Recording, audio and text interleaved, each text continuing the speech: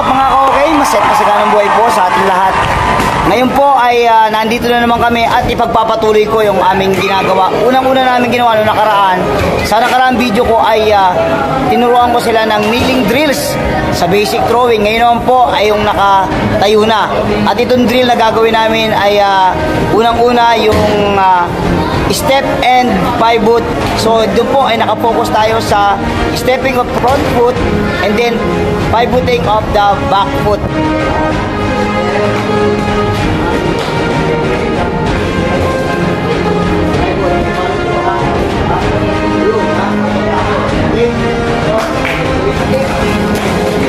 Check nyo yung sarili nyo, i-check nyo kung tama. I-check nyo kung tama yung ginagawa.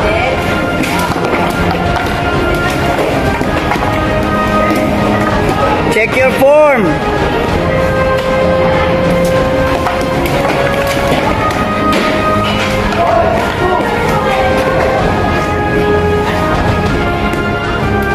Step and pivot foot. Simpleng-simple yun, ha? And then throw.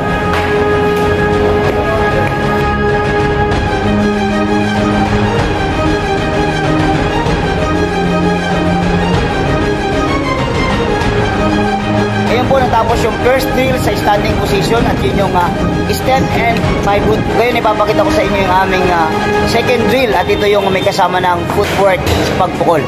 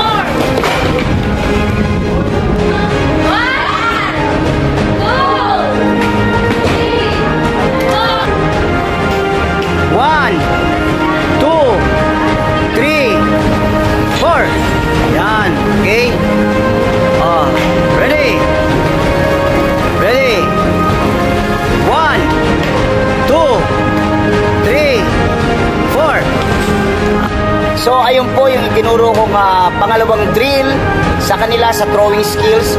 Ang una po yung kneeling position. Ngayon itong sunod kong itinuro yung standing position at dun sa drill na yun ay step and pivot tsaka yung may kasamang footwork. At nakita natin na medyo mabilis nag-i-improve, madaling nakukuha ng mga bata, kaya super excited po ako kung ano ang magiging resulta nito. At siguro in 2 months, i-update ko kayo kung ano na ang nangyari dito sa mga batang ito, dito sa mga bago kong tinuturuan. At super excited din ako sa darating na tournament kapag sinali ko na sila.